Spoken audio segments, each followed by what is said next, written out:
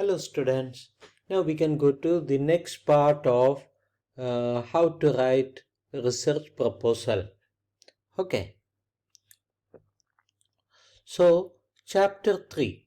First we finished introduction, then literature review. Okay. Introduction is over. Okay. Introduction we finished background, problem statement, research questions, objectives of the research, hypothesis. We added null hypothesis and alternate hypothesis, significance of this study. Then chapter 2 was literature review. That also we finished.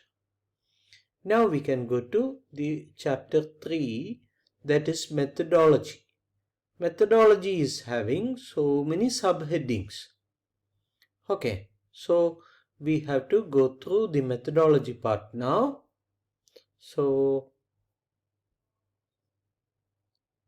in methodology, first you have to write what is the study design. There are so many study designs, but our research design for year 2 project will be cross-sectional study. So you have to mention that it is a cross-sectional descriptive study design. Cross-sectional descriptive study, or you can write cross-sectional study also. Cross-sectional study or cross-sectional research. Understood?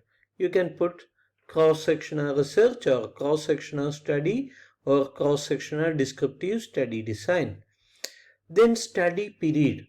You have to write this study period. Mention it from the start of topic selection to the completion of research. If you started in March, so you can put 1st March to August. So 4 months or 5 months time you can give. Okay, from the date of topic selection to the date of report submission. Study location. Location means where the study is conducted. Mention the study setting or location. So this research is depression, on depression among university students in Perak state, right? Depression among university students in Perak state and various socio-demographic factors associated with depression. So we have to give the location. Study location will be Perak state. Okay, if you are doing in a university, you can put university's name, that university in Perak state. If you are not specifically focusing on university, you can put Perak state. Reference population. Reference population means what? Your study results will be referred to the population. If you are doing a study in 1 or 2 universities in Malaysia also, but your study result will be referred to all university students in Malaysia. So mention the population to which the study results will be referred to. Okay, it is all university students in Malaysia is the reference population. Then you have to give what is the source population. Source population means mention the sampling frame of the research, from where you are selecting the samples. Okay, source population is the population from where you are selecting the sample. Specifically mention those group of individuals from which the samples will be selected. Okay, mention about the universities from Perak state which are included in the research. Okay, so if you are including 2 universities, Quest International University and UniKL, then you have to mention 2 universities from Perak state are included. These are those universities. Study participants. Okay, source population means from where you are collecting the sample. Maybe all students of Quest University, maybe the source population. Study participants means who will be included in this research. More or less same as those who satisfy inclusion criteria. There are some inclusion criteria are there. Okay, inclusion criteria means who who will be satisfying inclusion criteria to be included in the sample. Okay, list the criteria for inclusion. Inclusion criteria means, okay, those who are willing to participate, those who give informed consent, those who satisfy the inclusion criteria for this research.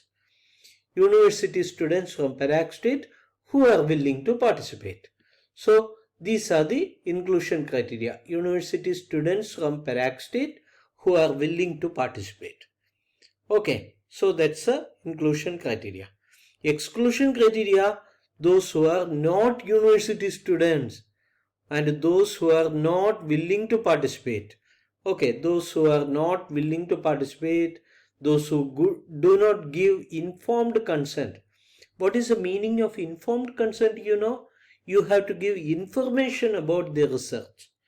Then after listening to all the information, they have to give consent to be a part of the research. If they say, oh, I am not interested to participate in the research, we should not compel them. They can go away. Otherwise, they are telling, oh, it's a very interesting research. I will be part of it. So that's an informed consent. Those who do not satisfy the inclusion criteria. Okay, those who do not satisfy the inclusion criteria for this research.